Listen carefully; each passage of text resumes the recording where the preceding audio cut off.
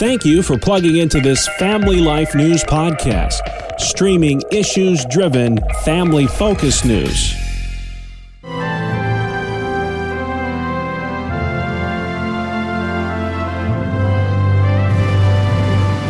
The historic overturn of Roe v. Wade last June drove America's rate of legal abortions down 6% in the latter half of 2022, with 30,000 fewer abortions performed in that time frame than would have been expected prior to Roe's demise.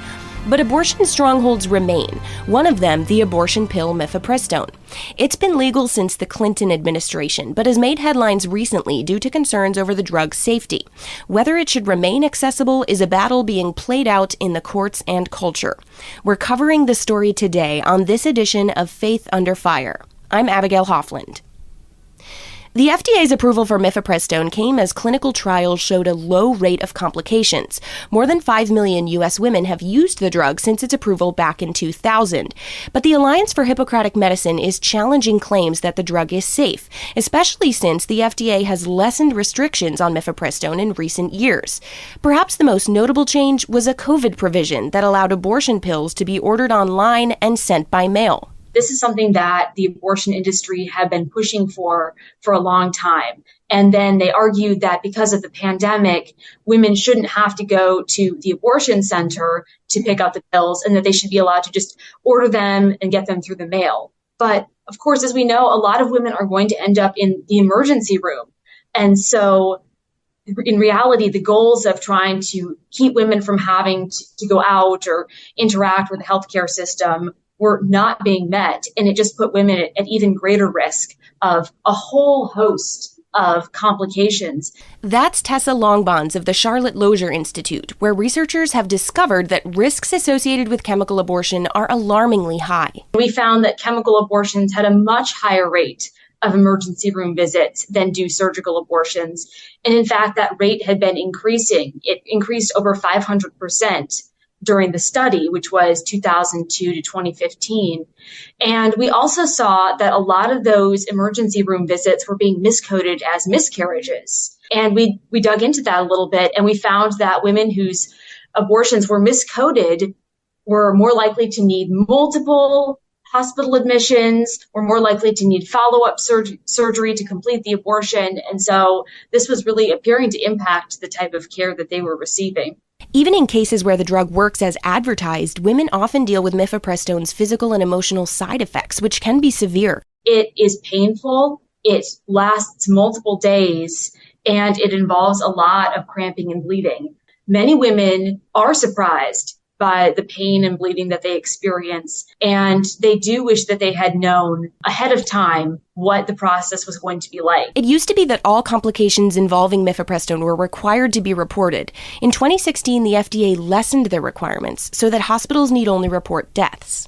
But even before then, we know that the FDA was missing at least half of all complications. Some estimates suggest that they were missing 95% of all complications in the official data. And then what the FDA has used to justify its rollback of these protections over the years, the most recent one allowing the abortion pill to go through the mail to be ordered online, a lot of that was based on studies that were done under very different conditions from how chemical abortion is being managed in the United States today. Different protocols, more oversight, more protections for women. And so a lot of this is an apples and oranges comparison. For her part, New York Governor Kathy Hochul has promised to enshrine abortion access in the Empire State. We will dedicate up to $20 million more for reproductive health care providers beyond our current $35 million to support methods of access to other forms of care, including procedures. This comes in addition to her budget proposal that includes Medicaid reimbursement for abortion, more funding for abortion providers, and expansion of abortion access on college campuses.